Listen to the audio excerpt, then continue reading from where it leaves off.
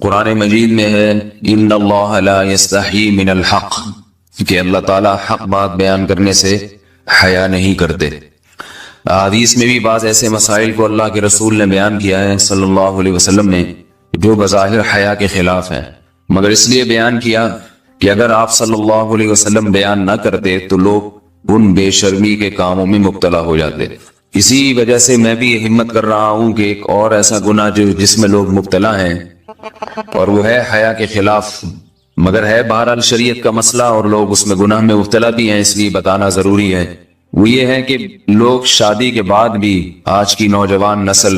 زوجہ سے، بیوی سے غیر فطری طریقے سے ہم بستری کرتے ہیں۔ انٹرنیٹ پہ بیہودہ فلمیں دیکھتے ہیں تو جو چیز انگریزوں کی دیکھ رہے ہیں کہ ان کے کلچر آہستہ آہستہ میڈیا کے ذریعے ہمارے معاشرے میں بھی آ رہا ہے۔ اللہ کے رسول صلی اللہ علیہ وسلم نے لعنت فرمائی ہے، ایک روایت میں ہے کہ اللہ اس کی طرف دیکھے گا نہیں کہ جو اپنی زوجہ سے پچھلے راستے سے ہم بستری کرے گا۔ یہ بیماری بھی، یہ گندگی بھی لوگوں میں پھیلتی جا رہی ہے، خاص طور پہ جن کو لڑکوں سے بدفعلی کی عادت پڑ جائے تو وہ زوجہ سے فطری راستے سے ہم بستری نہیں کرتے۔ اللہ نے فرمایا کہ نساؤکم حرث لکم، یہ تمہاری زوجات ہیں، بیویاں ہیں، یہ نسل بڑھانے کے لیے ہیں، تو اسی راستے میں انسان اپنی خواہش کو پوری کر سکتا ہے جس راستے سے نسل بڑھتی ہے۔ اس کے علاوہ کسی اور راستے سے اپنی خواہش کو پورا کرنا یہ حرام ہے، گناہ کبیرہ ہے، گندگی ہے۔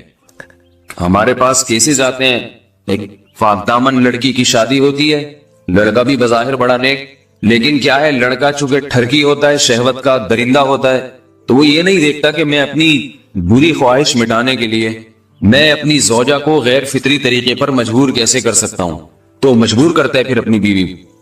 اس میں جو عورتیں زیادہ پاک دامن نہیں ہو، نیک نہ ہو، یا ان کو یہ ڈر ہو کہ طلاق ہو گئی تو ہم کہاں جائیں گے، وہ پھر اپنے شوہر کے ساتھ اسی غیر فطری طریقے پر آمادہ ہو جاتی ہیں، اور اس کا عذاب اور اس کا وبال یہ ہوتا ہے کہ کچھ دنوں میں ان کو بھی اسی کی لت پڑ جاتی ہے۔ انسان جب بھی کوئی غیر فطری راستہ اختیار کرتا ہے،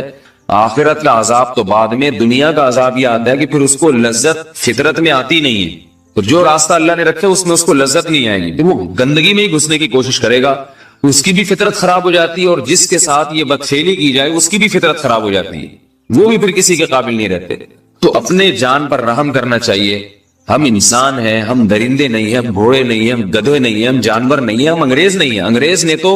حیا اور شرم کی تمام حدود کو توڑ دیا ہے، وہ تو درندے بن چکے ہیں۔ ہم تو درندے نہیں ہیں، ہم تو حلال کھاتے ہیں، پاک صاف رہنے کی کوشش کرتے ہیں، تو ہم ان کی جو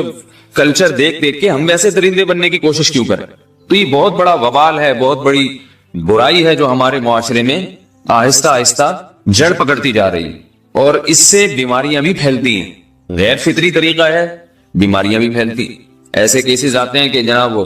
مرد مجبور کر رہا ہے بیوی کو، اور وہ بیوی جو ہے ساتھ نہیں دیتی۔